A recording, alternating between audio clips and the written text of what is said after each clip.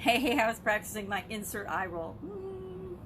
Happy day 13 of the Get Up and Go Challenge. Sharon Horne-Ellstrom here with a hopefully brief and quick update today and a quick lesson today. Today we're going to talk about results. Okay, over the last couple of days we picked one area of our life that's really being the most impacted right now. For you, maybe it's your health, maybe it's your relationships, maybe it's your business. A lot of people I work with, it's all about our businesses, right? And if our businesses are shut down, or if our businesses are manufacturing something we're not used to manufacturing, or if we're having to operate and do things that we're not used to doing, it's all what is the biggest concern to you right now? You as a business owner, you as a parent, you as a person, as a human, you as whatever. What area of your life, physical, mental, emotional, spiritual, financial, relationships, or contribution, which of those 7 areas is your biggest worry, your biggest concern, your biggest challenge right this very minute? Then we decided, okay, how do we feel about that? What do we believe? What are our thoughts? So we did the BFAT process on that. Then we looked at different alternatives, and we did the BOP, which is we brainstormed options and opportunities and possibilities, what is possible. We just brainstormed a whole bunch of them. Then we looked at the eyes of how to analyze and choose among alternatives, and we picked one. And then yesterday we took that one and we took action toward it. We took the next step toward what we need to do to move toward that in our life. And today we're going to talk about what result did you get. You took that step, you took that action, right? I'm assuming that you did, and if you didn't, go back and do it. It's not that hard. It can be just a little thing, and I'll share my example of what I've done and what I did so that you can see that it doesn't have to be a huge thing. It's based on what you want and where you want to go and how badly you want to deal with the situation that's causing you challenges right now. So results, what did you get for a result? Did it number one, did it move you toward and feel like you're making progress and move you forward to what you want? Or did you stay the same? Or did it move you backward? Did you get a negative result? Guess what? Sometimes we get a negative result of the things that we try, the action that we take, right? I don't know about you, I've gotten lots of negative results in my life where I've tried something and it was an epic failure. I've tried product launches and products and introducing products both in the online and the physical world that fell absolutely flat, totally missed the mark. And then I had to go back and analyze, well, why did this miss the mark? Why did people not want it? Well, why? It almost always was because it was my idea and not coming from the people that I wanted to provide it to, right? So that's one of the type lessons that we learn when we do things and try things and take action. So how did it go? And our homework today is to actually take an action and then share the result. What was the result? Positive? Was it negative? Was it neutral? If it's neutral, maybe you just have to do it longer. Maybe you have to do it again. Maybe you have to do it with more intensity, whatever it is for you. I don't know what your thing is. So our action item today is to share the result, plus or minus, that you got, and then ask yourself, what's next? What is the next step, the next thing I need to do and our goal is always to move us toward our goal, right? It's always to move us toward the result that we want. But here's the funny thing about results. Results are just results. Results, good or bad, positive or negative, are actually all good because they either show us that we're moving in the right direction where we want to go, or they show us that we're not and we need to do something else. So they always inspire action, but they're not good or bad. They're subject to our interpretation. We get to define results any way we want, just like we get to and have the power to define everything else in our life. We get to define every emotion, every word, every term, every phrase. I'm big into idioms these days. I don't know how I got into them, but I got into them. And we get to say, what does that idiom, okay, that's what other people say it means, but what does it mean to me? We each define different words based on our own experiences. Some people love the word try. I hate the word try. Some people love the word hope.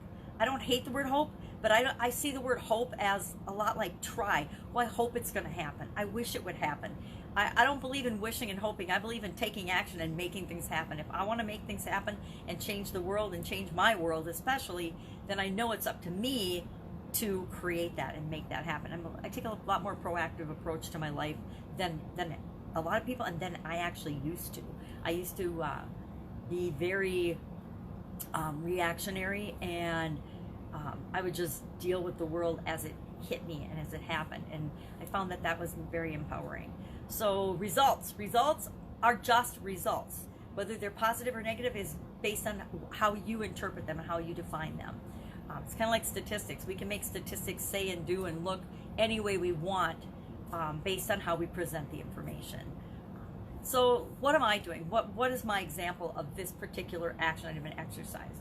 So during this downtime, for me personally, because of a lot of things in my personal life, I was in pretty good shape when we came into this in terms of physical separation, in terms of I'd already transitioned my businesses from the offline world to the online world, and I now teach and encourage people to do that, and I have been for a long time. Now more than ever, if you don't have an offline, if you don't have an online component to your offline business, now is the time to be putting that in place. It doesn't have to be hard, it doesn't have to be complicated, it doesn't have to take weeks or lots of money or anything. You can actually do a lot of it for free. But you need to do that. But that's not the part that I'm working on. So me personally, I had a lot of those components and a lot of those things in place. A lot of health routines and things like that. Have I experienced shortages and things that I haven't been able to get that I normally do? Absolutely. Guess what? I just focus on what I can do. I focus on what I've got, not what I don't have. Things like that. So one of the areas that I am spending the time and things on and doing is sharpening my saw, sharpening my blade, or whatever you call it, increasing my skills, adding to my own learning and edification. So I'm taking some courses, and I'm actually doing another person's challenge, the Rise Up Challenge. And so every day there's like an hour and a half of speakers about this, and there's homework assignment every day. It usually involves doing some kind of a video or a written assignment. And I find it fascinating that 90+% of the people doing the homework on a regular basis are women. So guys, I don't know what you're doing, but get in there and be working on yourself during this time period. No matter what's going on, we should always be personally developing ourselves and our skills and getting better as human beings and leaders and business owners. And just as, if you interact with one other person in your life, you're a leader, right? Or you have the opportunity to be a role model and a leader. So I'm doing that, and yesterday's video was really glitchy and had tons of technology problems. And I was watching it and trying to do it and commenting and doing the things that they require of the challenge and getting a little frustrated. Not super frustrated, but just I'm like, oh my gosh, this is taking forever because the technology kept glitching out and I'd have to push the play button over and over and over again. And so I finally ended up just getting off, and then later on, just what did I do, right? So that would be kind of a negative experience, right? I didn't get the result I wanted. So that would probably be a neutral or negative result. I wasn't super upset, but it was like, okay, I didn't get it done yet. I need to get it done. I want to get it done. I committed to myself that I would do it every day. What am I going to do? So I did a watch party, right? I just did a watch party, and then I rewatched the parts that I had missed. So then I ended up taking that negative result and turned it into a positive result. So my action was to participate in this challenge, was doing it, and I'll have to do it every day. This one's only 20 days, so it's kind of in the middle of the Get Up and Go challenge. But I didn't get the result I wanted initially, so what did I do? Did I give up and say, oh, my technology didn't work, I didn't get to listen to the whole thing live, therefore it's a wash, I'm not going to do it? No, I said, okay, well, what can I do? Well, I can always listen to the replay. If I'm going to listen to the replay, I might as well do a watch party and share it with other people, right? So, and it's always more fun to listen and do it with other people. So that's what I did, got the information I needed, and then it moved me toward what I wanted. I always filter everything instead of saying, is the result good or bad, which is hard for me, obviously, because I try to never define anything as a negative result. But I like negative results because then I know what doesn't work. And a lot of times I get to what does work faster when I find out what doesn't work than when I'm just trying to figure out what does work. And that works in a lot of areas of my life anyway.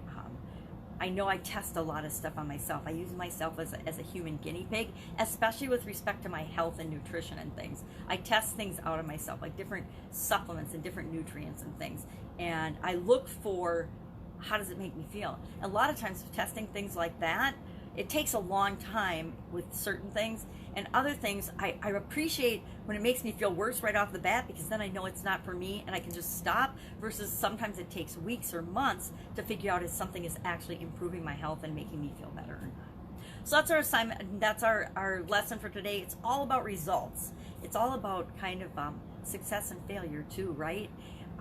The only way we get to define success and failure for ourselves. And the only way I've defined failure for myself, the only way I can fail or lose at anything, unless I'm playing a game with my 4-year-old granddaughter, she wins every game we ever play. She sets the games up so that she always wins. And we can do the same thing with ourselves, even though we're not 4-year-olds anymore, right? We can set our definitions for success and failure up so we always win. And a long time ago, I redefined failure and losing as the only way I can lose or fail at something or anything is if I absolutely quit or don't learn anything from the experience. If I don't let myself see any positive or learn anything from the experience, I count that as a failure or a loss. So guess what? It's pretty hard for me to fail or lose at anything, right? I invite you to define things like that for yourself, because it's a lot more fun to experience all the little successes on the way to whatever it is that we're trying to achieve than think that we're not a success until we achieve this massive, huge goal that we've created in our mind and say, okay, well, until I have $10 million in the bank and I have 6 supercars and 7 homes around the world and the relationship of my dreams, the love of my life, and I'm doing what I want, when I want, where I want, with whomever I want, wearing what I want, 100% of the time, I'm not a success. Guess what? It's a probability any of us or many of us are ever going to achieve that kind of a definition of success versus, hey, every time I move toward what I want, that's a little success. And each of these little successes lead up to my big success. Number one, you lead a lot happier life because you're focusing on the things that are working and your progress of moving toward what you want versus never getting what you want because it's way out there. Now, I still say you have that way out there goal, but you celebrate each little thing along the way, and you learn from every failure or every misstep along the way as well. And you use those as stepping stones, because that's exactly what they are.